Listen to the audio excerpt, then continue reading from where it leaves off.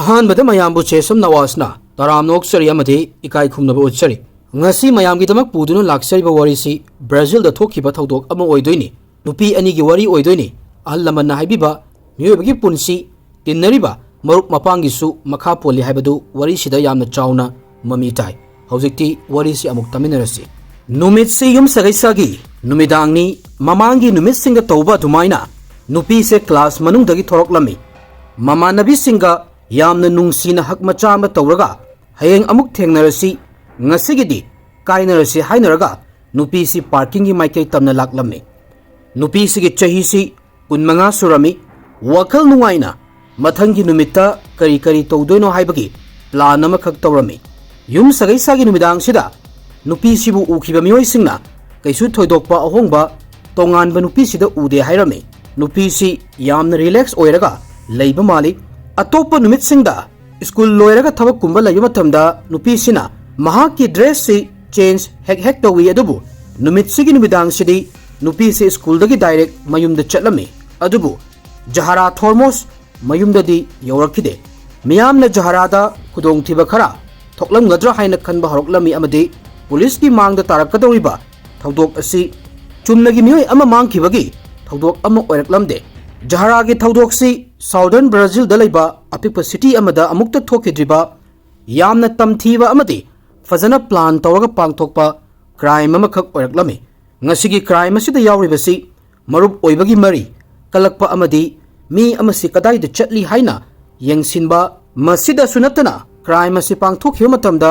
menungsi amata yaudaba yamna sathiba mawong amada tawkhibana miyamna thodoksigii matangda kallubada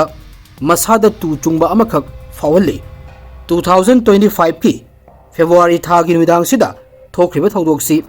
gyan tanabagi damak ahanbada jahara kanano amadi mahak loinariba miyoising asi kanano haibasi khangba amakhak mathau tai jahara thormos hairibi nupi si kanagumba amagi room da hek changlakpa ubada kitang tonganba ama oibana mina masak khangnai hairisi mahak hek lakpaga room manung da langba khotpa ya nokpagi nate jahara da yauriba magun sinani mama nabi singna mahak si kamaina haigi haibada matam supada adum nungaiba muttalai migi pukning thagotpiba wa khakta hai amasung migi warisu adum tabi hairami marup mayamsigi maraktagi amana jahara ga hek thengnaba mikup sidagi mahak masasi jahara gi maikaida singchinbagum fawi hairami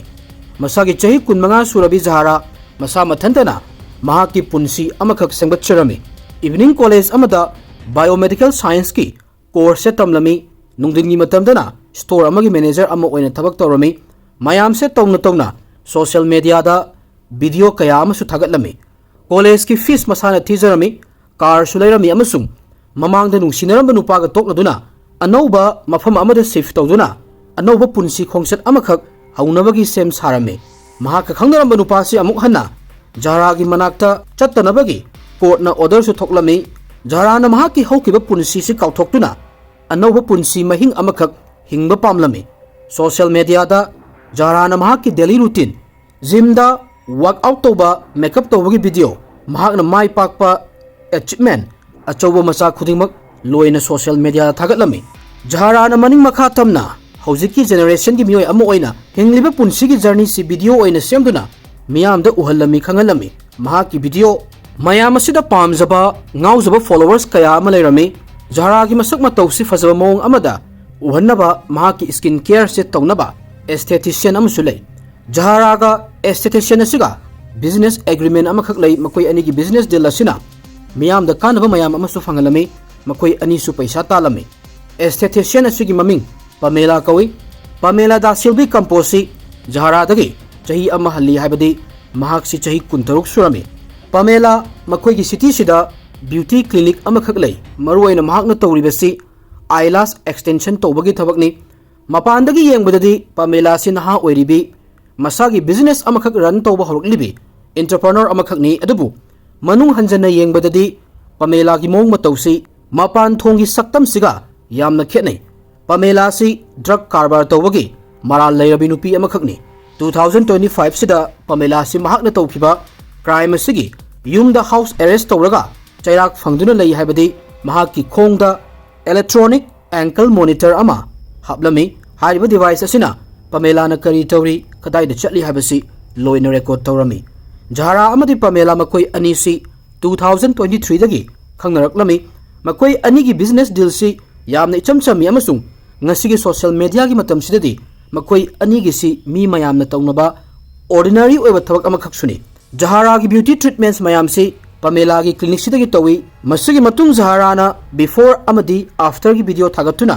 keraba matung da oiba saktam si followers mayam da utkani amadi maha ki fazari ba saktam sigi credit si pamela da pigani icham chamna hairabada pamela gi beauty work si jahara na promote tawrami makoi anima kanabagi business amakhakni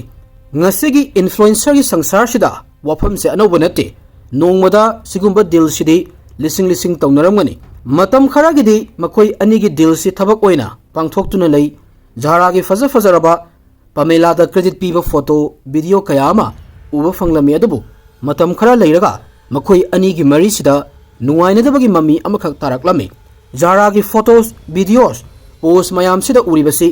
ma ki maithongni मियाम न थागतपा फोंदोरकलिबसी जहारा की माइथोंगी फजबनी जहारा न थागतलिबा post मयाम सिदा महाक सि फजै हाइबगी comment सि खक्तनी उरिबसी cab खोटपगी थबक Pamela न तौजरगसु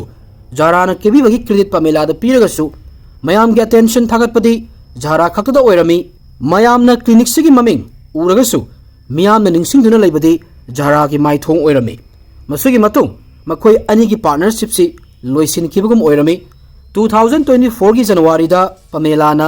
जहारा दा message अमखक थारमी अदबु message की रिप्लाई दि लाकलमदे पमेला अमदि जहारा था कया पाउ फाउना दुना लैरमबदो हौजिकति लेफिरमी मसुगी मतुंग था खरा लैरगा पमेला ना ममांग दा थाखिबा मैसेज की रिप्लाई जहारा ना तरोकलमी मैसेज असिदा जहारा ना ममांग दा करिगुम खराना माबु नुवाई हनखिदे हाइरमी करिना नुवाई हनखिदे बनु हाइबदि मयेक सेंगना हाइरमदे मसुगी मतुंग मखोई अनिगी पार्टनरशिप सि मखा चथरमी अदबु फ्री ओइबगी मोंगदी मालमदे अमुक हना हंदक्ति यामना तोंगान मोंग अमदा पमेला अमदी जहारा की मरक्ता नुवाइनदबन मरम ओइरगा तुमिन अमुक लेनरमे नाकल अमरोमददी नहा ओइरिबी जहारादी महाकी पुनसीसी एन्जॉय तौदुना लई अदुगा नाकल अमरोमदना क्राइम तौरुबगी चराक फंगदुना एंकल मॉनिटर हापलिबी पमेला की मकोक्ता यामना फत्तबा वखल अमखक फावबा होरकलमी मतांग सिदा ngasi wari sida Bruno Martini बेरा को नुपा अमगी सक्तम से औरकलमी चाही कुनिपान सुरबा ब्रुनो से पमेला गा नुसिनबा नुपानी थोलकदौरिबा थौदोक असगी प्लान तौबदा ब्रुनो गी अचोब खुद याउथोइनी हाइरिबा प्लान से थौदोक थोकलिबा नुमित 2025 की फेब्रुवारी थागी नुमिदांग सगी ममांग कयादा तौदुना लोइख्रबनी 2025 की जनवरी की तांग 10 दा जहरा नमसक खंगदबा नंबर अमदगी मैसेज कया अमा फंगलमी महाकनो फंगलिबा मैसेज से इचम चंबा मैसेज अमनते मैसेज असिदा जहाराबु थीना चैबा ngang हाटकनी हाइना खेन खंगनबा तौरमी मैसेज से सुकलेप लेपतना थरकलमी कनागुंबा मना जहारा से किहनबा अमदी पाखतफा फाहुनबा होटनरमी अदुगा मैसेज थरकलिबा मियोइसिना महाक कनानो हाइबसे सुकाइ हाइरमदे मसुगी मतुंग जहाराना पुलिस ता रिपोर्ट तौरमी महाकना मैसेज थरकलिबा मियोइसि मसक खंगदे हाइना पुलिस ता हाइरमी जहारागी फैमिली मरुप मपांगनासु नंबर से मसक खंगलमदे मैसेज थारकलिबा नंबर से आइडेंटिफाई तौबदा अरुबा अमखक ओइनबा बॉर्डर की वांगमदगी लैबा प्रीपेड सिम कार्ड अमखक ओइरमी मैसेज थारकलिबा मियोइसि ngasiगी डिजिटल की संसार असे फजना खंगबा मियोइ अमखकनी हाइबसी खंगबा ngमलमी किहन खंगनबगी थबकसी चयोल खरा चथरगा लेरमी जहारारा थोक्रिबा थोदोक असे थोक्ट्रिकन चौराकना नुमित हुमफुदगिना मौद्रा मुक्ति जहारा अकीबगी पोलुम असिगा लोइनना हिंगलमी कनागुंबा अमना जहाराबु हंजन किहन खंगनबगी थबक से तौनबगी थाक से फावबा येंगथिरमी अदुबु जहारानदी मसक खंगदे जहाराना खंगदबा तारगसु मखा ताबा इन्वेस्टिगेशन दगी मसक खंगदबा नंबर असि पमेला की अकाउंट की आईपी एड्रेस का मरी लेनरमी पमेला से जहारागा 2023 दगी खंगनबा हौखिबनी महाकननी जहारागे आईलास एक्सटेंशन सु तौरिबा महाकपु जहाराना मागी सोशल मीडिया दसु प्रमोशन तौरिबनी मसिदगी हेंदोरक्तुना मरुप अमा ओइबगी नॉर्मल ओइबा मैसेज कयासु थानरिबनी पमेलाननी जहारादा हाट पतुपगी मैसेज थारकलिबसी मैसेज मयाम से थाना पमेलाना थबक अमखकसु तौरमे मार्क से यामना मनुंग हंजिनबा मफम अमदा लैबा नोंमै काफम सिदा हंजन तोयना चटलमी पमेला से नोंमै काप फजना है प्रैक्टिस सेशन दा महाक नोंमै कापगी फोटो कया अमसु उरमी मतुंग तारकपा इन्वेस्टिगेशन दा Pamela Zahra ki daily routine si loina makhangi haiba khanglame Zahra kadai de lay kadai de thabak tawi amadi karamba gym da work out tawi haiba Pamela na khanglame karamba car tawi haiba su Pamela na khangi samjin na hairabada Pamela na Zahra ki punsigi matang si yamna mayek seng na khangi haibani mayam se Zahra na numit khudingi ma ki social media account thagaliba post mayam sida mityeng thamlaga tijin khomjin ba tawraka Pamela na khangmani 2025 ki February ki tang kuntaru ki ayuk sida CCTV camera da amuba car ama Zahra ki yum gi akoi basida hanjan koi thau thau ga leirami gari si ki number si check tobada Pamela ki mingda register tawrami numidang wairam ki pung 3:94 da Zahra mayum dagi college ki tamak laklami mausa na maha ki car si Zahra na college mana ki lambi sida khami masagi matung biomedical class yaw chatlami classmate sing phaminaraga class attend tawrami thodok thokraba matungda Zahra ki classmate na numit sida masada normal oidaba kaisu ude hairami class loiraga atopa mafam da chatpagi dress kai ka change tobosu ude mahak se yumda adum haningbagi mami amakhak tarami college manung da leiba camera sina class loiraga Zahra na college ki building dagi thokkibasi capture tawrami masigi camera record asina Zahra bu hingna uba aroiba recording amakhakni mapandana parking sida Pamela si ngaiduna leirami Zahra na magi car manak yorakpasida Pamela na mahaki car si yakidri haiduna tawsannaraga mahakpu drop tobina ba haizarami Zahra na Pamela masakhang bamyoy oibana chinganinga gi maram amata leiramde Zahra na hoi haiduna punna makhoi animak car manung sida changlame police na traffic camera gi matengna asugi matung kari thokhiba haibasi khangba ngamlami Zahra gi car si makhoi anina leiriba mafam sigi lambi sida thoduna laklami masigi matung car si lambi da chawrakna minute manga muk khamlami masigi matam sidani Zahra da kudong thiba khara thokhribasi police na thazarami madudi musi ngan ban midang sida car manung da Pamela na nongmai ama satoraktuna Zahra da aim tawraga order piba hawrami Zahra maha ki car gi back seat sida kumhalaklami aduga makhong ani si duct tape na punsilami nongmai se aim tawna Pamela na Zahra gi makut ani si su punsilami Zahra gi masadagi Pamela gi fingerprint amata fanglamde supnatagi duct tape khaktadagi fanglami masagi matung Pamela na car si thoduna mahakna fazana khangba mafam amada chatlami mangjawnana haina kibagi matung ina Bruno na Pamela gi car si pick up tawnaba campus ta chatlami police na city gi tongan ba mafam kaya da Pamela gi car camera da urami asomdana Pamela na Zahra gi car si highway dagi amot pa lambi amakhakta thorami masagi matung mahakna nongmai kapagi practice thoriba mafam sigi manakta laklami matam sida chawrakna midangi pung 10 muk tarami 2025 ki February ki tang kuntaru ki midang sida Pamela na car gi yet thangba thongse hangdoktuna Zahra gi yet thangba haksang gi saruk sida nongmai maru ani kapselame masigi matung Pamela oi thangba car gi thongse hangdoktuna nongmai maru ahum amuk Zahra da kapselame nongmai maru manga se nakna kapa ngaktani maru ahum amadi haksang manung da leirami maru amadi kokta palaga phawdoktuna car gi thong sida palami maru amana spine sida phawdokkhirami Zahra khudakta adum sirami masagi matung Pamela si khongna chenkirami Bruno thodok thokliba mafam sidagi khara chatlaga ngaiduna lei Pamela na lakpa matamda Zahra gi bag laptop cell phone puduna laklami Zahra gi driving license su manghalami masagi matung mayumda laklami camera na makhoi ani si ahingi pung 12 taramdaida mayumda halakpase uba fanglami Zahra gi mama Anamirta Farelna machanupi Zahra ga numitse pau faun bangamlamde pau fauna da basidi kaisu thodokna khalude adubu mama na Zahra na social media dagi tuminna leibasi ubada khitang chingarap tawrami Zahra social media da tawraga leiba myu yamakhakni 27 February da Anamir machanupi gi yum sida laklami mahakna mafam se yawrakpada Zahra gi haudong si machinjak yaudana mapanda leirami haudong sing se Zahra na yamna nungsibani mahakna haudong sing asi phibam sida kaisu thamloi matang sida mama na kariguma thodok khara ri thokle haibagi chingnaba amakhak leirami police ta chatuna machanupi mangkhibagi report tawrami yamna thuna thibasu hawrami Zahra gi car sina achoba clue ama oigani haina police na lawrami crime se thokraba matung chawrakna pung 90 muk leiraga 28 February gi nungdin gi matamda Zahra gi car si Remanso Grande district ki plantation ki jaga amadagi fanglami gari gi maningi seat Zahra gi makhung makhut duct tape na punsinduna siraga leibudo thengnerami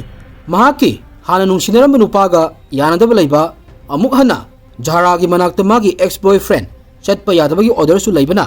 पुलिसना चिंगनबदगी नुपा असि कौदुना वाहंग पहंग तौरमी DNA sample लौरमी अदुगा investigate तौबा हौरमी अदुबु फंगलिबा evidence मयामसिना थौदोकसि महाना तौबा नते हाइना point तौबगी मोंग अमखक तौरमी पुलिसना सुम येंगबदा जहारागे थौदोकसि महाकी पोटचै सुखरा मांगबनिना पोटचै मुन्नबा तौबदा ओइखिब्रा हाइबगी वाहंगसे अमुक थोरकलमी पुलिसना थौदोकसि करमना थोखिबगी हाइबगी मतंगदा माइकै कयादगी यंगलमी forensic team की मथौसु हौरमी थौदोक थोफमसिना मरु ओइना clue खरादि उल्लमी अमदि यामना किनिंगाय अमसु ओइरमी forensic टीमना मफमसे फजना investigate तौरबा मतुंगदा मखोइना फंगलिबा information असिना investigate तौबगी माइकैसे होंगलमी car की मनिंग थंगबा सरुक की मनुंगी थोंग हांगफम की हैंडल अमदि डक टेप तगी फंगलिबा फिंगरप्रिंट सी जहारागे नते करीमत ना चुंगदना नत्रगना ज्ञान ताहौदना पोछकसिंग असिदा सोकलुबा मियोगी फिंगरप्रिंट नि फंगलिबसी क्राइम सीन सिदा मखोगी सिग्नेचर अमा लैहौरे हाबसी मखोइनदि खंगबा नते गारीना थौखिबा लंबी अमदि थौदोक थोफमसी फजना एनालाइज तौरबा मतुंगदा पुलिसना यामना नॉर्मल ओइदबा अमखक उबा फंगलमी इलेक्ट्रॉनिक मॉनिटरिंग सिग्नल अमखक जहारागी कार महाकना मांगबदगी हौरगा महाकी असीबा हक्सांग फंगलिबा मफमसिगी फंगलमी एंकल मॉनिटर सिबु सीरिबा मियोइसिना कदाई कदाईदा चली हाबसी डिवाइस सिना मयेक सिंगना ट्रैक तौई हाइरिबा सिग्नल असिना क्राइम सिगी मैप अमा मसा मथंता येकथोक्सरमी पुलिसना सिग्नल सिगी डेटा चेक तौदुना मफमसिदा एंकल मॉनिटर कना कना यूज तौगेना येंगबदा ममिंग अमखक थोरकलमी मदुदि पामेला सिल्वा कंपोज मसागी चही कुंतरुक esthetician drug योनबगी moral लैरबी नुपी हौजिकना house arrest तौदुना चैराक फंगलिबी मियोई अमा अमदि जहारागिना बिजनेस पार्टनर अमने पुलिसना पामेलागी मनाक्ता लाक्तुना जहाराबु अरोइबो ओइना करम कांदा उखि हाइरमी पामेलाना खरा कुइरे खुमलमी अदुबु प्रॉब्लम अमखक लैरमी मदुदि फिंगरप्रिंट अमसुंग एंकल मॉनिटर सिनी पामेलाना हाइबा मॉनिटरिंग डिवाइस सि ngaihak muthanaba hotnakiba sinasu adum police ta clue amadi pirabani makhutta physical evidence laina police na lambi ahum amasu thijalaga lairami makoi sing adudi CCTV camera ge footage check toba fingerprint amasung forensic DNA amadi phone record check tobana chingbani lambi ahum si punsilaba matungda fangliba picture si yamna thamoi kainingai amakhakni camera ge footage tagi pamela na crime tawdrikan mamangda jahara ge yumgi akoibada gari koi thau thauduna leibadu uba fanglami pasigi matung Pamela की गाड़ी class तौरिकान मतमसिदा campus मनाक्सिदा खामदुना Laramie पामेलाना जहारा हात्रिकान मरक्सिदा ब्रूनोना पामेलाना चखिबा लंबीसिदा इन्नरकपसु उरमी मसिगी मतुंग couple अनिसी अथेंगबा हिंगदा युमदा हलकपगे footage उरमी phone record तगी अमुक foreign की prepaid SIM card सिनरगा जहारादा किहन खंगनबा तौबसी पामेलागा मरी लेनै हाबसिसु खंगलमी crime असे तौरबा मतुंगदा जहारागी मचेदा message थाबसु थेंगनरमी थौदोक थोकफमदगी पुखिबा जहारागी laptop सु ब्रूनोदगी फंगलमे laptop से फंगबा मतमदा जहारागी email से log in तौरगा अदुम लेबा थेंगनरमे थौदोक थोखरबा मतुंग था अमा लेरगा पामेला से अतोप स्टेट अमदगी फारमे अदुगा ब्रूनोना महाकी सिटी सिमक्तगी पुलिस ने थी हुंबा तौरगा फारमे मखोई अनी से पुलिस की कस्टडी दे थमलमे कस्टडी दे लेरिंगै थोखिबा क्राइम असिगी मतंगदा पामेला ना वफम अमा फावबा हाइरमदे महाकी डिफेंस लॉयर ना कोर्ट की ओइबा जजमेंट अमा लाक्ट्रि फावबदे महाकी क्लाइंट बो ngak sinuna thamba haibasi महाकी मथौनी हाइरमी ब्रूनोना महाक्ति करिसु खंगदे हाइरमी महाकी गर्लफ्रेंड ना कार पिकअप तौरुचु हाइबगी तौरमी मसगी मतुंग अथेंगबा अहिंगदा मनुंग हंजनबा मफमदा मथंता चतुना लेरमबदगी कार महाकी गर्लफ्रेंड बो पिकअप तौरमी अमदि करी करी थोकी हाइबा मंगोंदा करिसु एक्सप्लेन तौखिदे हाइना मखा तारमी ब्रूनोगी ममाना मचागी वाफम से सपोर्ट तौरमी मचानुपा से पामेलाना यामना कलकपनी अमदि कंट्रोल तौरगा थमिसु हाइरमी ब्रूनोदी करिसु मराल लेते हाइरमी ब्रूनोगी लॉयर ना महाकी क्लाइंट दा सिरिबा मराल सी सेमदिन साजिनबा वरी अमखकनि हाइरमी मीडिया बुसु थीना चैरमी महाकी क्लाइंट की मथक्ता प्रोसिक्यूशन अमदि जहारागी ममाना अरानबा वरी अमखक सागतनबा होतनै हाइना मराल सु सिरमी थोखरिबा थौदोक असिदा महाकी क्लाइंट गा मरी अमता लेयते हाइरमी अदुबु मखोइना फनायामना हाइनिंगबा हाइजरगसु एविडेंस मयाम अमा लेरमी जहारागी ईमेल ब्रूनोगी एड्रेस तगी लॉग इन तौबगी सैटेलाइट की सिग्नल की एविडेंस लै पामेला अमदि ब्रूनोना जहारागी लैपटॉप की मतंगदा टेक्स्ट तौनबगी एविडेंस लै पामेलागी अमुबा कार से ब्रूनोना थौबगी एविडेंस लै कपल अनिसी क्राइम तौनबा मतुंग मतम खरागी मनुंगदा पुन्ना युमदा हलकपगे फुटेज लैरमी कस्टडीदा लैरिङै ब्रेक की मतमदा मखोई अनिना वरी साबसे रेकॉर्डिंग तौरमी मखोई अनिगी वरी सिदा लीगल ओइना मोई अनिसी लुहोंगे हाइबगी चेदा ready तौहली हाइना Brunoda hairami Bruno nasu yarami makhoi anigi warisi jail manungda kamaina hingani haibagi matangdasu yauri asomdana Anamirgi mamana Jaharagi hakchang leirol chankhirami thokriba thokdoksi karino haiba gyan tadrikan machanupibu puduna chatkirami Jaharana tha ahum khak leiramba mahaki yumsi memory amakhak oinaba adum thamlami machanupigi pochai khudimak loina mafam chana thamlami machanupina toramba mayamdo hojik sumit uri haina Jaharagi mamana hairami prosecution na Pamela da mi hatpagi pochai huranba amadi yamna kuina sakhangdaba amagi saklon lauduna Jaharabu kihanba mahaki driving license manghan khibana chingbagi maral sirami Bruno su mi hatpada mateng tawba amadi huralakpa pochai sing mahakna use tawbagi maral sirami accused ani se hojik su jail da leiri aduga makhoi ani gi trial se hojik ki oinadi hodri Pamela na thokriba thodok asigi matangda wafum amata mahaki maikedagi phongdok pa leitri maram asina Jahara si karigidamak hatkibanu haibasi mayamda khanghanbada aruba amakhak oirame criminal record leiba miga naksinarudabana fai makoidi mamangda crime tawrabanina matung tarakpadasu crime tawbada kiramdabo mande aigi wakaldadi Pamela na Jahara si nangna kari oidana aingonda mi usittaba yabra haibagi singnaba amakhakna tawribra haina khalli mayamnadi Jahara si Pamela na hatlibasigi maramsi karino oiba yai habadu comment thambiramu wafam se haisaraga wari si matang sida losinjarage. Thank you everyone.